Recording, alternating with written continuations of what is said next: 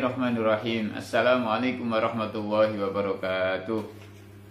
Alhamdulillah arsala rasulahu bil huda wa dinil haq liyudhhirahu 'ala dini kullihi wa kafa billahi syahida. Allahumma shalli wa sallim ala nabiyyina Muhammad. Hadirin yang dirahmati Allah Subhanahu wa taala. Mari kita memuji syukur pada Allah. Semoga Allah memberikan kepada kita kekuatan dan kesabaran untuk menjalankan ibadah puasa Ramadan tahun ini. Jamaah rahimakumullah. Allah Subhanahu wa taala dalam setiap perintah dan larangannya pasti mengandung hikmah. Setiap larangannya pasti di situ ada mudaratnya. Dan setiap perintahnya pasti di sana ada faidah dan hikmahnya.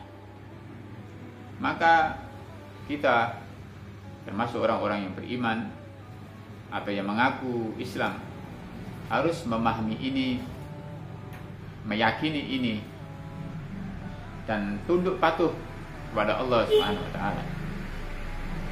Semisal perintah sholat.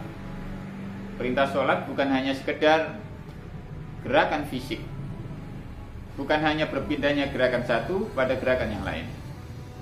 Di sana ada hikmah, di sana ada isyarat. Termasuk adalah ada perilaku batin. Kalau sholat hanya ditandai dengan gerakan fisik, maka semua orang pasti bisa melakukannya. Tapi kenapa Allah memberitakan sholat 5 kali sehari semalam? Pasti di sana Allah memberikan banyak manfaat kepada hambanya. Semisal di dalam Al-Quran, Bismillahirrahmanirrahim, wasta'inu bis-sabri was-salah wa innaha lakabiratun illa 'alal khashi'in. Ini salah satu hikmah perintah sholat. Kenapa Allah mewajibkan semua hambanya yang mengaku beridentitas Muslim untuk melakukan sholat? Karena di dalam sholat itu kita ada kedekatan kepada Allah. Di dalam sholat itu ada wisata rohani. Di dalam sholat itu kita seakan-akan sedang bercakap-cakap dengan Allah. Maka Allah perintahkan di ayat itu, tidak ada tempat yang agung, tidak ada tempat yang mulia, tidak ada tempat yang terbaik untuk memohon kepada Allah kecuali di dalam sholat itu. Maka kalau manusia ingin hatinya tenang, hajatnya terpenuhi, cita-citanya terkabul, masalahnya tersolusikan, ya, problemnya terurai, maka kata Allah, sholatlah. Sholat dengan sungguh-sungguh, sholat dengan khusyuk. Karena Allah sudah berjanji sendiri, mintalah pertolongan Allah melalui sholat. Ya tentu sholat bukan hanya sekedar aktivitas tubuh, tapi sholat juga aktivitas batin.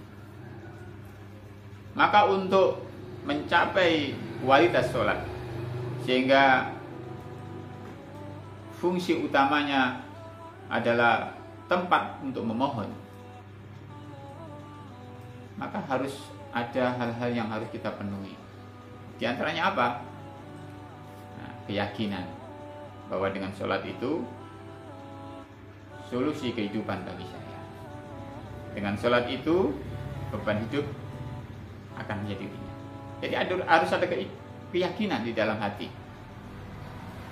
Nah, selanjutnya adalah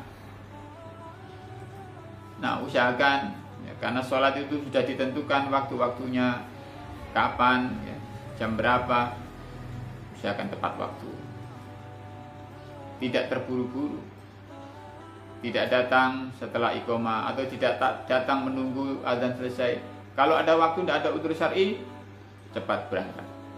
Waktu kurang 5 menit adzan, cepat berangkat, siapkan diri. Jadi ini perilaku batin, ya, perilaku batin. Menyiapkan niat sedini mungkin sebelum waktu sholat.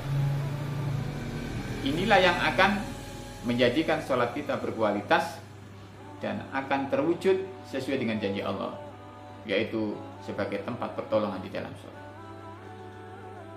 Selanjutnya adalah setelah ada niatan untuk bersungguh-sungguh tepat waktu, usahakan berjamaah, ya, di masjid terdekat, di musola terdekat.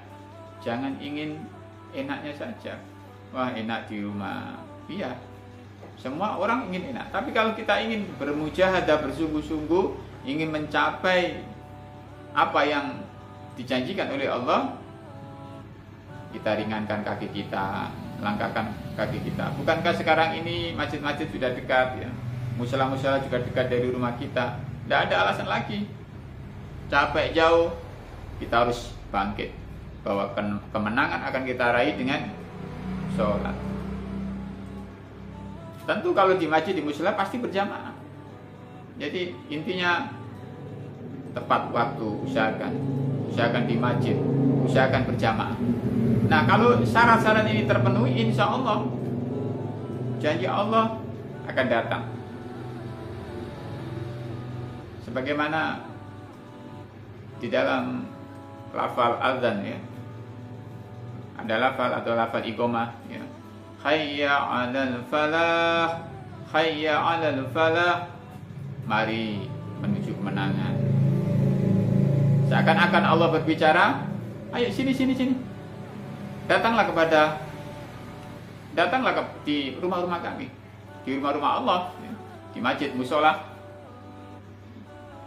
Kamu akan menjadi orang pemenang. Hayya 'alal falah. Jadi Allah mengajak semua orang muslim harus menjadi pemenang, harus menjadi sukses, hebat. Nah, itu kuncinya yang satu, sholat yang berkualitas, sholat yang sungguh-sungguh disertai dengan keyakinan kepada Allah bahwa kita akan dirubah oleh Allah melalui wasilah sholat. Hadirin jamaah rahimakumullah, itulah salah satu kunci utama bagaimana merubah nasib hidup kita, bagaimana merubah kebiasaan atau membuka tabir kehidupan kita esok dengan sholat. Semoga kultum kali ini bermanfaat untuk saya pribadi dan untuk para pemirsa semuanya. Aqulu qouli hadza, ihdinas siratal mustaqim. Assalamualaikum warahmatullahi wabarakatuh.